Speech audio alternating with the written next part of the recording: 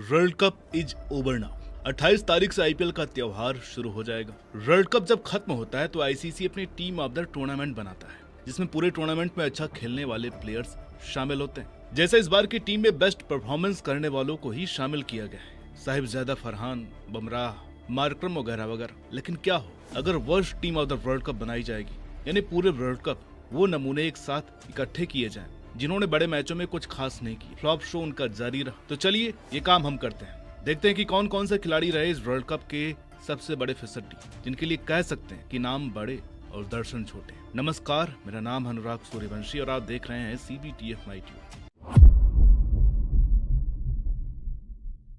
आज जिन नामों की हम बात करने वाले हैं, ये वो नाम थे जिनके लिए स्टेडियम गूंजा करते थे, जिनके शॉट्स पर लोग खड़े होकर तालियां बजाते थे। लेकिन अब वही नाम हेडलाइंस में फेलियर की कहानी बन करके सामने आ रहे थे। पहला नाम है बटलर। इंग्लैंड के जोस बटलर इस टूर्नामेंट में एक लीजेंड की तरह आए थे। T20 क्रिकेट में उनका नाम एक ऐसे ओपनर के तौर पर लिया जाता है जो अकेले मैच का रुख पलट सकता है। लेकिन भारत और श्रीलंका में खेले गए इस टूर्नामेंट में उनका प्रदर्शन ऐसा रहा कि फैंस भी चुप हो गए। उन्होंने 8 पारियों में सिर्फ 87 रन बनाए। उनका स्ट्राइक रेट महज 116 रहा। बटलर के स्टैंडर्ड के हिसाब से आंकड़े चौंकाने वाले थे। हालात ये थी कि टूर्नामेंट के बीच में उन्होंने खुद ऑन एयर माना कि वो काफी फ्रस्ट्रेटेड महसूस कर रहे थे। उन्होंने कहा था, मैं थोड़ा फ्रस्ट्रेटेड हूँ। बार बार ऐसा हो रहा था कि मैं 10s और 20s में आउट हो जा रहा था। एनालिस्ट तक कहने लगे कि शायद T20 में बटलर का रोल अब अपने आखिरी पड़ाव की तरफ बढ़ रहा है। आयरनी देखिए, कुछ ही दिन पहले बटलर इंग्लैंड के पहले खिलाड़ी बने थे जिन्होंने T20 इंटरनेशनल में 4000 रन पूरे किए थे और वर्ल्ड कप इतिहास में भी उनके रन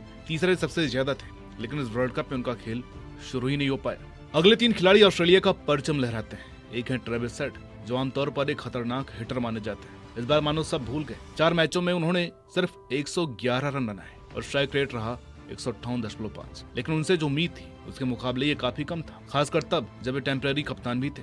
टूर्नामेंट के बाद हेड ने साफ शब्दों में कहा कि हम अच्छे नहीं थे। फिर आते हैं ग्लेन मैक्सवेल, जो कभी T20 क्रिकेट के सबसे बड़े गेम चेंजर माने जाते थे, लेकिन इस बार वो भी भंड मार गए। 3 पारियों में सिर्फ 62 रन, स्ट्राइक रेट 110.7। एक रिपोर्ट के मुताबिक मैक्सवेल ने माना कि टीम को काफी बैड लक झेलना पड़ा, लेकिन सच यही था कि जो बड़े शॉट्स मैक्सवेल अक्सर खेलते हैं, इस बार उनमें से लगभग कोई भी सही नहीं बैठा और उसकी कीमत ऑस्ट्रेलिया को चुकानी पड़ी। और फिर आते हैं नॉर्थन एलिस, एक ऐसे तेज गेंदबाज जिन्हें पैट कमिंस की गैर मौजूदगी में जिम्मेदारी उठानी थी, लेकिन उनकी कहानी भी खौफनाक ही रही। 4 मैचों में सिर्फ 5 wicket, economy rate 15.40। World cup जैसे टूर्नामेंट में गेंदबाजों के लिए इतनी ज्यादा इकॉनमी लगभग क्राइम मानी जाती है। जब ट्रेविस हेड, ग्लेन मैक्सवेल और नॉर्थन एलिस जैसे नाम एक साथ इस लिस्ट में आते हैं तो तस्वीर साफ हो जाती है कि ऑस्ट्रेलिया के बड़े सितारे इस बार चमक ही नहीं पाए। अगले 2 खिलाड़ी एंट्री ले रहे हैं वेस्ट इंडीज से। पहले हैं ओपनर ब्रैंडन किंग। 6 मैचों में सिर्फ 92 रन, स्ट्राइक रेट 116.45। इनकी फॉर्म इतनी खराब रही कि वेस्ट इंडीज ने सुपर 8 के आखिरी मैच में उन्हें बाहर ही बिठा दिया। किंग की सबसे बड़ी दिक्कत साफ थी, वो न तो पारी को ठीक से बना पा रहे थे और न ही उसे तेज कर पा रहे थे। कई बार वो ऐसे समय पर आउट हुए जब टीम को उनकी सबसे ज्यादा जरूरत थी। फिर आते हैं रोबमैन पॉवेल, जिनकी पहचान एक ऐसे फिनिशर की है जो आखिरी ओवर्स में मैच छीन ले जाते हैं, लेकिन इस टूर्नामेंट में वो उम्मीदों पर खरे नहीं उतरे। उन्होंने 6 मैचों में 149 रन बनाए और स्ट्राइक रेट रहा 147.52। सबसे बड़ी बात ये रही कि डेथ ओवर्स ने वो टीम को वो स्ट्रेंथ नहीं दे पाए जिसकी जरूरत थी। कई क्रिटिक्स ने कहा कि मैच पर अपना दबदबा ही नहीं बना पाए। इन दोनों की फीकी बैटिंग की वजह से वेस्ट इंडीज के कैंपेन में वो आग नहीं दिखी जिसकी उम्मीद की जा रही थी। देखिए, खराब से खराब टीम बनाई जा रही है और पाकिस्तान का नाम ना हो, ये तो हो नहीं सकता। टीम बड़ी मुश्किल से तो सुपर 8 तक पहुंची और आखिर में बड़ी डिसअपॉइंटमेंट के साथ टूर्नामेंट से बाहर हो गई। इस नाकामी के लिए उनके बड़े खिलाड़ियों से सवाल पूछे जाने लाजमी थे। सबसे पहला नाम है बाबर आजम। उन्होंने सिर्फ 4 पारियों में 91 रन बनाए और स्ट्राइक रेट रहा 112.34। हालात ये हो गई कि उन्हें नंबर 4 पर नीचे भेजा गया और कुछ मैचों में आराम भी दिया गया। इससे साफ दिख रहा था कि पाकिस्तान खुद भी समझ नहीं पा रहा था कि उनसे क्या करवाया जाए। इसके बाद आते हैं दामाद खान, शादाब खान, पाकिस्तान के सबसे कम भरोसेमंद ऑलराउंडर, जिनसे बिल्कुल भी उम्मीद नहीं रहती है कि वो बल्ले और गेंद दोनों से मैच पलट सकते हैं। लेकिन इस वर्ल्ड कप में उनका प्रदर्शन अजीब तरह से फीका रहा। उन्होंने 153.2 के स्ट्राइक रेट से 118 रन बनाए और सिर्फ 5 विकेट लिए। बाबर और शादाब ये दोनों टीम में आ कैसे गए, यही सवाल आज तक मिस्ट्री बना हुआ है। और आखिर में आते हैं शाहीन शाह अफरीदी।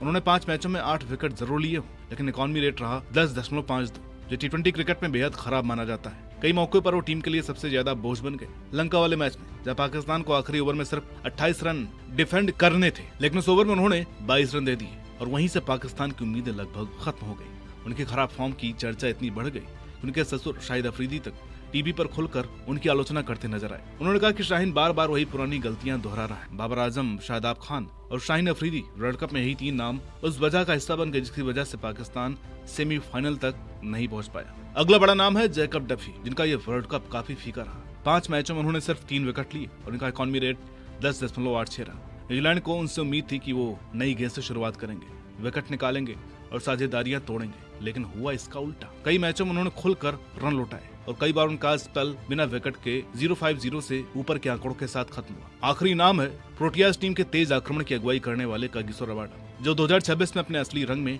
नजर नहीं आए। 7 मैचों में उन्होंने सिर्फ 5 विकेट लिए और बल्लेबाजों को रोकने में भी नाकाम रहे। उनका इकॉनमी रेट 8.13 रहा। सुपर 8 के एक अहम मैच में तो हालात ये हो गए कि उन्हें लगभग टीम से बाहर बिठाने की नौबत आ गई। दक्षिण अफ्रीका के कई एनालिस्ट ने टूर्नामेंट के बीच में ही कहना शुरू कर दिया कि रबाडा शायद अपने करियर के गिरावट वाले दौर के करीब पहुंच रहे हैं। उनका ऐसा प्रदर्शन काफी चौंकाने वाला रहा और इसी वजह से उनका नाम इस लिस्ट में आना लगभग तय हो गया। तो ये थे वो महान खिलाड़ी जिनसे उम्मीदें बहुत थी, लेकिन हुआ कुछ नहीं। एक तरफ ऑस्ट्रेलिया के 3 खिलाड़ियों का नाम देखना चौंका देता है, तो पाकिस्तान के 3 बड़े नाम भी हैरान करते हैं और शायद यही वजह रही इन टीमों के डाउनफॉल की।